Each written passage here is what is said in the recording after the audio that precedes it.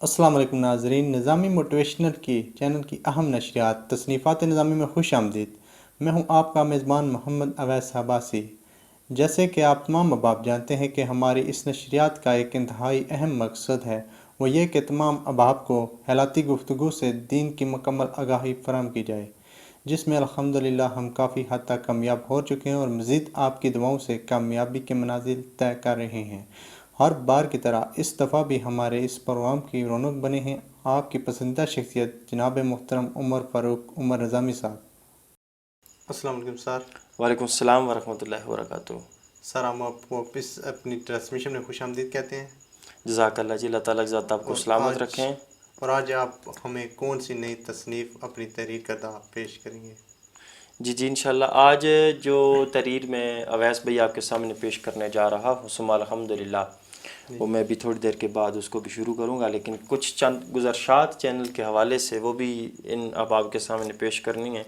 اور سب سے پہلے تو میں آپ کو ذرا مبارکباد پیش کرتا ہوں کہ اللہ تعالیٰ کے فضل و کرم سے آج آپ کا یہ نظامی موٹیویشنل چینل پر غالباً سوشل میڈیا پر آپ پہلی دفعہ ایز اے ہوسٹ کسی پروگرام میں پیش ہو رہے ہیں۔ اور میں تو ساتھ یہ ضرور کہوں گا کہ اللہ تعالیٰ کی ذات آنے والے وقت میں آپ کو بے بہا کامیابی سے ہمکنار فرمائیں۔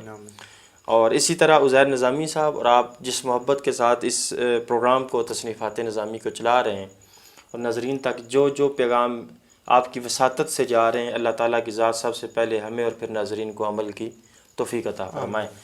تو سب سے پہلے تو میرا ایک گلہ ہے جو میں اپنے ناظرین سے کرنا چاہتا ہوں کہ کافی سارے ایسے لوگ کم علم، کم فہم، تنگ نظر اور تنگ سوچ کے حامل افراد، جنہوں نے ہماری جو پہلی ٹرانسمیشن تصنیفات نظامی کی چلی جس کا موضوع تھا بے وضو، اس کا اصل مقصد تھا کہ خیالاتی دنیا میں جا کر آپ کو ایک ایسے موضوع کے ساتھ، ایک ایسے موضوع سخن کے ساتھ روشناس کیا جائے کہ آپ کا اگر کوئی دنیا سے چلا جاتا ہے تو آپ کم از کم اس کی بے حرمتی سے بچ جائیں۔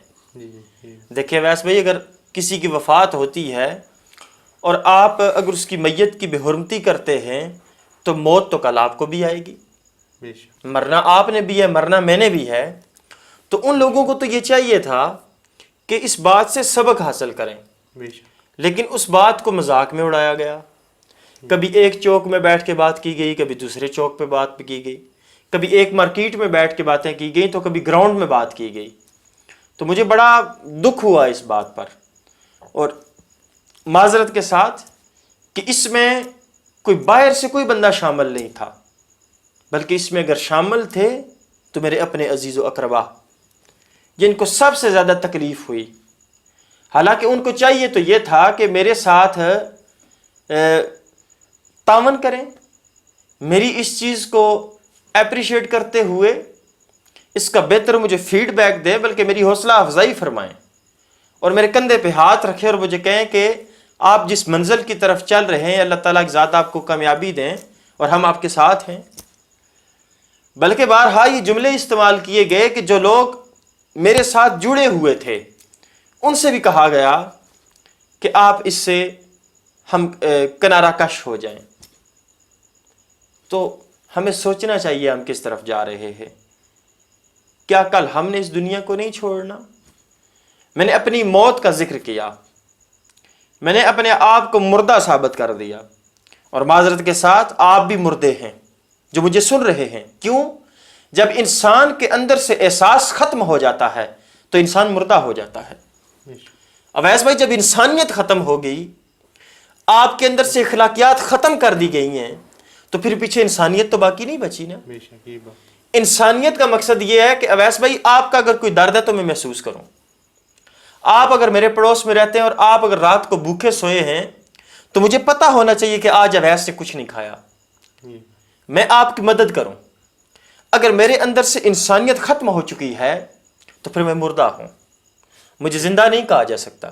یہ چلتی پھرتی ایک لاش ہے، اور یقین مانیے آپ بھی مردہ ہیں، میں بھی مردہ ہوں۔ میں نے اپنے آپ کو مار کر، اپنے ضمیر کو مار کر آپ کے ضمیر کو جگانے کی کوشش کی، لیکن آپ اس کا غلط مطلب لے بیٹھے۔ مجھے انتہائی افسوس ہے، اور میں یہ بارہا کہوں گا، اللہ تعالیٰ کی ذات سب سے پہلے مجھے راہ ہدایت پر چلنے کی توفیق عطا فرمائیں، اور پھر آپ کو بھی۔ ذرا اپنے گلابان کے یہ بٹن کھول کے ایک دفعہ اندر دیکھیے گا کہ آپ کیا ہیں، کیونکہ میں نے دیکھا ہے ادھر اندر پلیدی موجود ہے، ادھر بغض حسد کینہ موجود ہے، ادھر جھوٹ فریب موجود ہیں، دوسروں کے لیے فراڈ موجود ہے، محبت موجود نہیں تھی، انسانیت موجود نہیں تھی، درد موجود نہیں تھا۔ میں نے اس درد کو جگانے کی کوشش کی، اپنے قلم کے ساتھ کچھ لکھنا چاہا، آپ کے سامنے پیش کیا، لیکن مجھے افسوس ہے کہ آپ میں سے کم علم لوگوں نے میری اس بات کا غلط مطلب لے لیا۔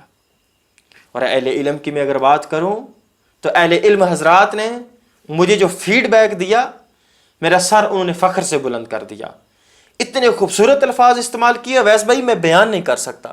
آپ نے بلکہ کامنٹس میں دیکھے ہوں گے، فیس بک پہ بھی، یوٹیوب پہ بھی، اور ہمارے چینلز پر جو فیڈ بیک آیا بہت ہی اچھے انداز میں۔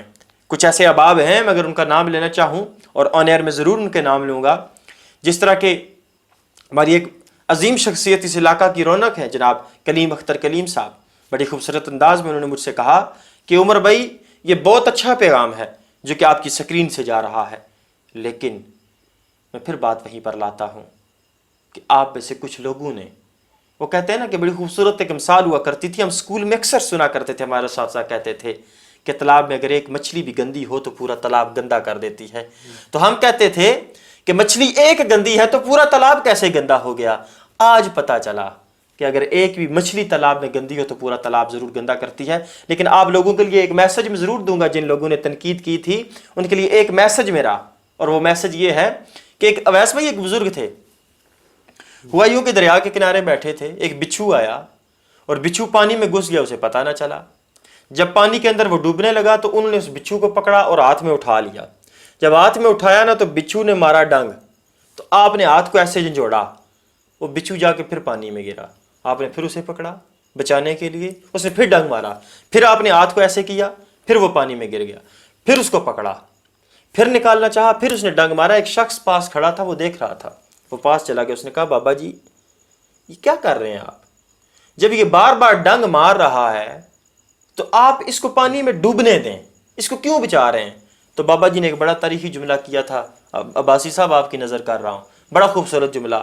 بابا جی فرماتے ہیں اگر یہ اپنی گندی عادت نہیں چھوڑ رہا، میں اپنی اچھی عادت کیوں چھوڑوں؟ کہ اگر یہ اپنی گندی خصلت کو نہیں چھوڑ رہا تو میں اپنی اچھی عادت کو کیوں چھوڑوں؟ تنقید گندی عادت ہے، آپ تنقید کر رہے ہیں، آپ اپنی گندی عادت نہیں چھوڑ رہے، تو میں تو دین کی تبلیغ کر رہا ہوں، تو میں اپنی اچھی عادت کیوں چھوڑوں؟ تو بسم اللہ الرحمن الرحیم، الحمدللہ رب العالمین والعاقبۃ للمتقین والصلاۃ والسلام علی سید الانبیاء والمرسلین۔ آج آپ کے سامنے جو میں نئی تصنیف اپنی پیش کرنے جا رہا ہوں وہ ہے جنت کے موضوع پر۔ ناظرین، آقا علیہ الصلوۃ والسلام میزان پر کھڑے تھے، انہوں نے اپنے جبہ مبارک سے ایک چٹ نکالی، وہ چٹ نکال کر میرے نامہ اعمال پہ رکھی، میرا نامہ اعمال باری ہو گیا۔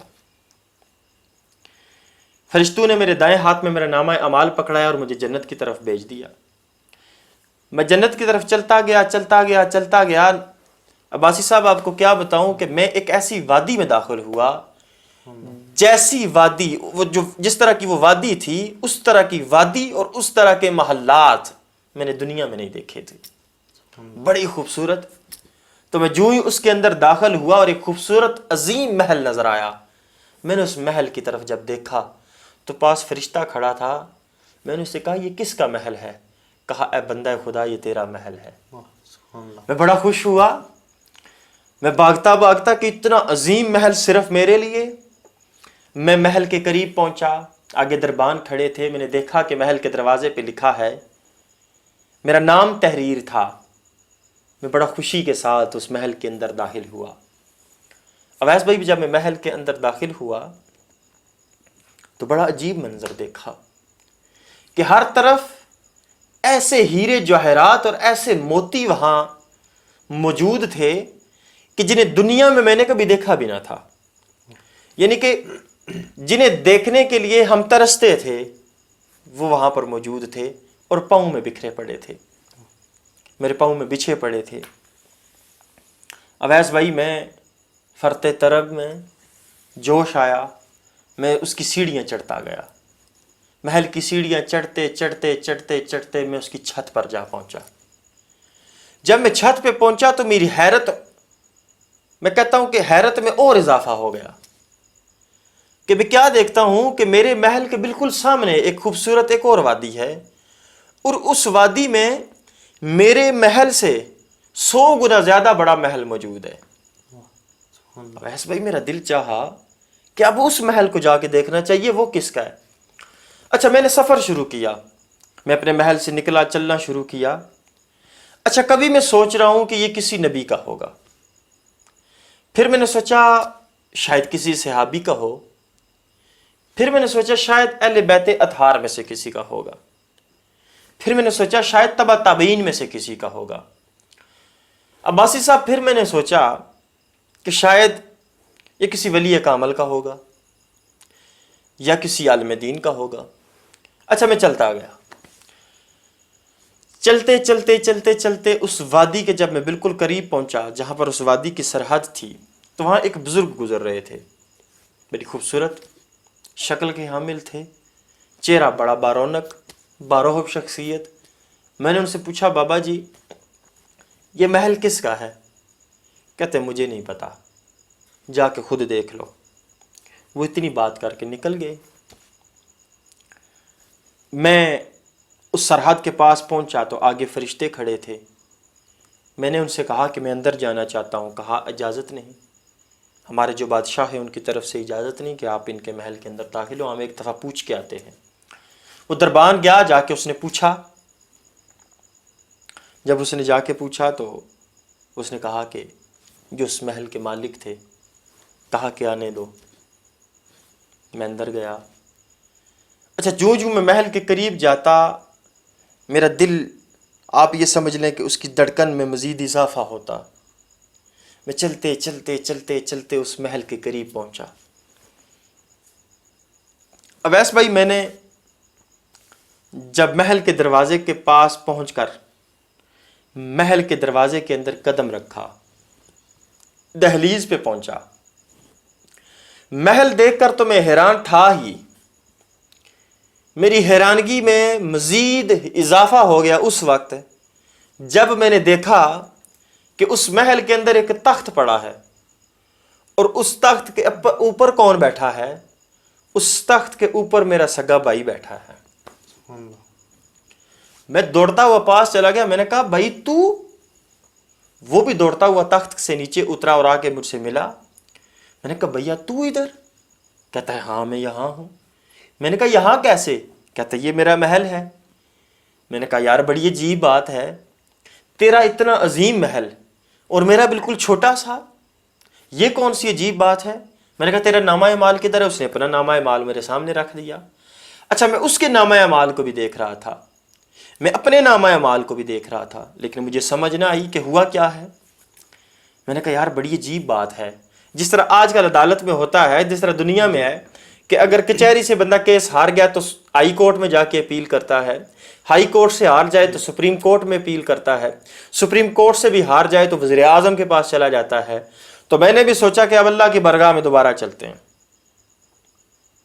کہ کوئی حساب کتاب میں نہ کوئی اونچ نیچ ہو گئی ہے کہ اس کو اتنا عظیم محل عطا کر دیا گیا اور مجھے چھوٹا سا. چلو چلتے ہیں. تو میرا بھائی مجھے کہتا ہے اللہ کریم کی بارگاہ میں نہیں جانا، اس کا عدل بڑا زبردست ہے، ذرا بھی اس میں کوئی باریکی، بالکل اتنی سی بھی بات نہیں بچتی. اللہ کریم جو فیصلہ کرتے ہیں نا بڑا پکا ہوتا ہے، اس میں ذرا بھی اونچ نیچ نہیں ہوتی. میں نے کہا جی بالکل ٹھیک ہے. مجھے کہتا ہے تجھے میرے دروازے پہ ایک بابا جی ملے تھے. میں نے کہا ہاں ملے تھے. کہتا ہے چل ان کے پاس چلتے ہیں فیصلہ کروانے کے لیے. اور میں نے کہا یار چھوڑ، وہ بابا جی کون ہوتے ہیں فیصلہ کرنے والے؟ کہتا ہے تجھے ان بابا جی کی شان بتاتا ہوں. اچھا مجھے وہ اپنے محل کے چھت پہ لے گیا. جب مجھے وہ اپنی محل کے چھت پہ لے کے گیا نا، مجھے کہتا ہے وہ سامنے دیکھ. میں نے دیکھا کہ میرے اپنے بھائی سے، جو میرا بھائی کا محل ہے، اس سے بھی 1000 گنا بڑا محل ایک سامنے نظر آیا. میں نے کہا یہ کس کا ہے؟ کہتا ہے یہ انہی بابا جی کا ہے. میں بڑا حیران ہوا. میں نے کہا یہ بابا جی یار کوئی نبی تھے؟ کہتا ہے نہیں. میں نے یار کوئی صحابی تھے؟ کہتا ہے نہیں. میں نے کہا اہل بیت اطہار میں سے تھے؟ کہتا ہے نہیں۔ میں نے کہا پھر کون تھے؟ کہتا ہے یہ پیر مہر علی شاہ تھے۔ کہتا ہے یہ پیر سید مہر علی شاہ رحمۃ اللہ تعالیٰ علیہ تھے، چل ان کے پاس چلتے ہیں، فیصلہ کرواتے ہیں۔ بھائی نے میرا بازو پکڑا، پیر مہر علی شاہ کی برگاہ میں لے گیا۔ ہم ان کے پاس گئے، اسی طرح اجازت لی، وہ تخت پر بیٹھے تھے، ہم پاس چلے گئے۔ میں نے کہا جی بابا جی بڑی عجیب بات ہے کہ پیر صاحب یہ میرا بھائی، اس کو اتنا عظیم محل عطا کیا گیا اور مجھے چھوٹا سا، مجھے بات سمجھ نہیں آئی، ذرا دیکھیے تو صحیح حساب کتاب کیسے ہوا ہے، اس کو کس بات پر اتنا عظیم محل ملا ہے۔ اچھا انہوں نے میرا نام اعمال بھی اٹھایا، میرے بھائی کا بھی اٹھایا، اور دونوں کا ایسے جوڑ کے رکھ دیا۔ میں نے کہا اتنی جلدی انہوں نے نامہ اعمال پڑھ لیا؟ مجھے کہتے ہیں تمہارے اور اس کے نامہ اعمال میں صرف ایک فرق ہے کہ تمہارا جو بھائی تھا وہ نماز کی پابندی کیا کرتا تھا، 5 وقت باجماعت پڑھا کرتا تھا، اور تو وہ بدبخت ہے جو قضا کر کے پڑھا کرتا تھا۔ کہتے ہیں صرف تو نے نمازیں قضا کی، تجھے محل چھوٹا ملا، اس نے نمازیں ادا کی، وقت پر ادا کی، باجماعت ادا کی، اللہ تعالیٰ کی ذات نے اس نے عظیم محل عطا کیا ہے۔ اچھا ویس بھائی میں بڑا حیران ہوا، وہاں تو میری، آپ یہ سمجھ لیں کہ وہاں میرا خواب ختم ہو گیا، میری آنکھ کھل گئی اور میں اٹھ کے بیٹھ گیا اپنے بستر پر، اور بیٹھ کے میں حیران ہونے لگا کہ خدایا اگر جو نماز کی پابندی کرے اسے عظیم محل ملتا ہے، جو قضا کر کے پڑھے اسے چھوٹا محل ملتا ہے، تو بتاؤ جو نہیں پڑھتا اس کا حال کیا ہوگا؟ اس نے تو جہنم میں جانا ہے، اس کا تو بڑا برا حال ہونا ہے۔ تو پھر سوچنا چاہیے نا، ہمیں نماز پڑھنی چاہیے۔ وہ پچھلی دفعہ نا صاحبزادہ سائیں غلام جیلانی صاحب تشریف لائے تھے، آپ کو پتہ ہے، آپ تو ہمارے ساتھ ماشاءاللہ شروع سے ہی چل رہے ہیں، اللہ تعالیٰ کی ذات آپ کو سلامت رکھے، اور ہمارا یہ جو ساتھ ہے اللہ تعالیٰ کی ذات تا قیامت جو ہے نا یہ آباد رہے اور یہ سلسلہ چلتا رہے۔ اچھا وہ حافظ صاحب آئے تھے نا، سائیں غلام جیلانی صاحب، تو وہ مجھے کہتے ہیں جی ہمارے پاس ایک شخص آیا اور مجھے آ کے کہتا ہے جناب کاروباری نا بڑے معاملات خراب ہیں، تو کوئی وظیفہ بتائیے۔ تو میں نے اسے کہا کہ اس طرح کرو کہ 21 دن نماز، ہر نماز کے بعد یہ ورد و وظائف کر لیا کرو۔ تو مجھے کہتا ہے جی یہ کتنے دن تک پڑھنی ہے؟ تو میں نے کہا یار وظیفہ تمہیں بتایا 21 دن تک پڑھنا ہے۔ کہتے ہیں میں وظیفے کی نہیں کہہ رہا، میں کہہ رہا ہوں نماز کتنے دن پڑھنی ہے۔ تو وہ آگے سے کہتے ہیں بڑی عجیب بات ہے بھئی، نماز بھی ہم سے پوچھ کے پڑھو گے؟ اور نماز تو فرض ہے۔ اچھا پیر صاحب نے کہہ دیا تو نماز فرض ہے، اگر ہم کہیں کوئی بات کہہ دے کہ جناب آؤ ساتھ نماز پڑھتے ہیں، کپڑے ناپاک ہیں جی، استغفر اللہ، کپڑے تو تمہارے وہ بھی ناپاک ہوں گے جب تیری روح نکلنی ہے تو پیشاب تیرا نکل جانا ہے تیرے کپڑوں میں، اور غسال ہے ان کپڑوں کو کینچی کے ساتھ چیرنا ہے اور پھر تجھے کفن پہنایا جانا ہے۔ پیشاب تو تیرا ادھر نکل جائے گا، اس پیشاب نکلنے سے پہلے پہلے اپنے آپ کو پاک کر لو، تاکہ اس وقت یہ نزا کہ تمہیں تکلیف محسوس نہ ہو، اور تمہاری روح ایسے نکلے جس طرح کہ روئی میں سے روئی کو الگ کیا جاتا ہے، پتہ ہی نہ چلے۔ اور میں تو یہ کہوں گا اللہ تعالیٰ کی ذات سب سے پہلے مجھے اور پھر تمام احباب کو عمل کی توفیق عطا فرمائیں۔ ہمیں نماز کی پابندی کرنی چاہیے۔ آج کا جو میرا موضوع سخن تھا وہ یہی تھا کہ ہمیں نماز کی پابندی کرنی چاہیے۔ اللہ تعالیٰ کی ذات ہم سب کو عمل کی توفیق عطا فرمائے۔ تو اویس بھائی یہ چھوٹا سا ایک کالم تھا جو آپ کی سماعتوں کی نظر کیا، یقیناً آپ کو پسند آیا ہوگا، اور مزید آپ نے ناظرین کو جو بھی کہنا ہے اس کے حوالے سے آپ ضرور کہیے، اپنی طرف سے جو گزارشات کرنی ہے، جو عریضہ پیش کرنا ہے، تو میری بات یہاں پر اختتام پذیر ہوئی۔ سبحان اللہ۔ تو جی ناظرین، آپ نے عمر فاروق نظامی کی گفتگو کو سماعت کیا۔ مجھے امید ہے کہ آپ اس پر عمل کرنے کی کوشش ضرور کریں گے، اور دعا ہے کہ اللہ کریم پہلے مجھے اور پھر آپ کو عمل کرنے کی توفیق عطا کرے، آمین۔ اور اسی کے ساتھ میری نشریات کا وقت ختم ہوا، اور انشاءاللہ آپ سے اگلے ہفتے پھر ملاقات ہوگی، اور اس وقت تک کے لیے اپنے میزبان محمد اویس عباسی کو اجازت دیجیے۔ اللہ حافظ۔